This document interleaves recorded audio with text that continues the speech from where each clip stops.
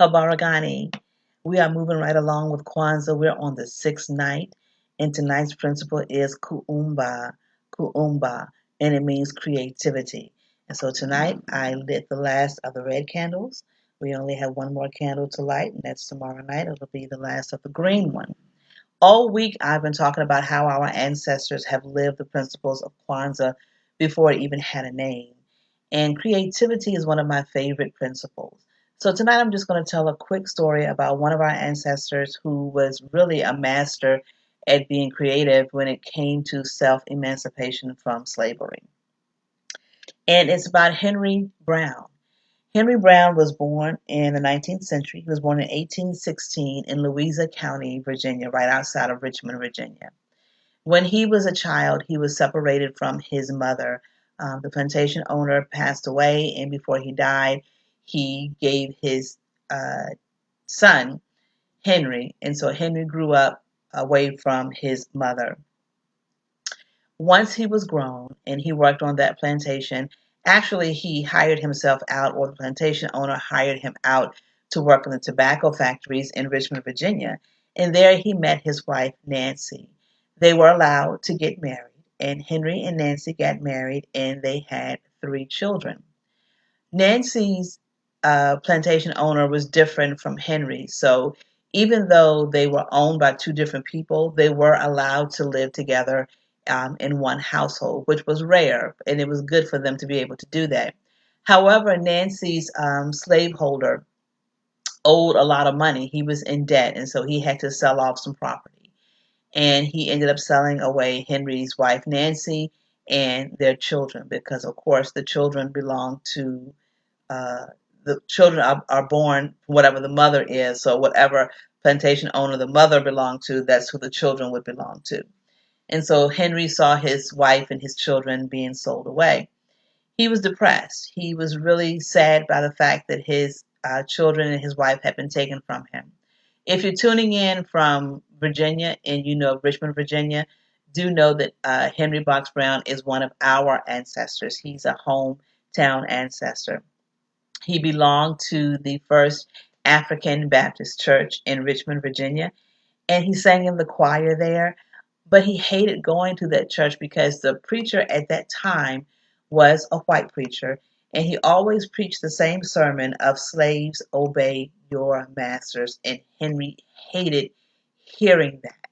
And so he devised a plan to self emancipate, to escape the tragedy of slavery. He talked to one of his friends at the church, and he had the idea to um, mail himself to freedom. And the man that he spoke with thought that Henry was crazy. He couldn't understand how he was going to mail himself. There was a white doctor in town that Henry gained his trust, and he helped Henry to do what he needed to do. And so the day that Henry decided to flee, to mail himself, he had to come up with a plan to not be on the plantation or at the tobacco factory working that day. He had a cut in his hand, and he knew that that little cut was not going to be enough for him to tell the plantation owner that he couldn't work. And so he poured acid on his fingers and burned the finger down to the bone so that the doctor would have to look at it, and the doctor would have to tell the plantation owner he's not going to be able to work for a couple of days with the finger the way that it was. So because he wasn't showing up to work at the factory that day, he went down to the docks and he got this big crate. He climbed inside, his friend James and the doctor sealed the crate up. They put a note on it that said, "This side up," to make sure that he was always turned the right way. And they put a note that said, "This side up and handle with care." The note didn't really help because they tossed the box here and they tossed the box there and they tossed the box here and they tossed the box there. And Henry was rattled around in that crate. He was so afraid that he was going to make a noise or that he was going to be found out. He was able to travel in that box 250 miles from Richmond, Virginia to Philadelphia, Pennsylvania, to William Steele's Underground Railroad house. William Steele popped open the box and Henry Brown popped out. And from that day forward, they called him Henry Box Brown. After emancipating himself, he traveled all over Europe. He did not ever see his family again, his wife or his children. They were all sold further south to North Carolina. He traveled around Europe, and he told his story many times about how he mailed himself to freedom through a box. He became a magician.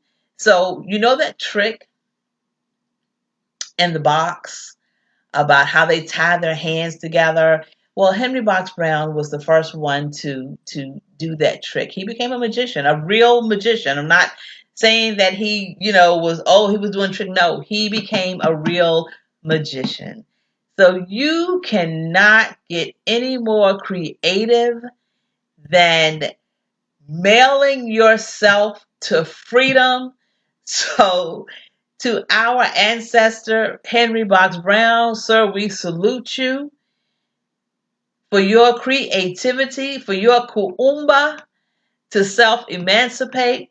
I have noticed that during the pandemic that a lot of people have found creative ways to sustain their life, to be able to pay their bills. They've come up with creative ways. They've opened up businesses. So again, we are our ancestors. In the same way they came up with creative ways to do things, we are also doing the same thing. So, creativity, Kuumba, one more night of Kwanzaa, Ashe.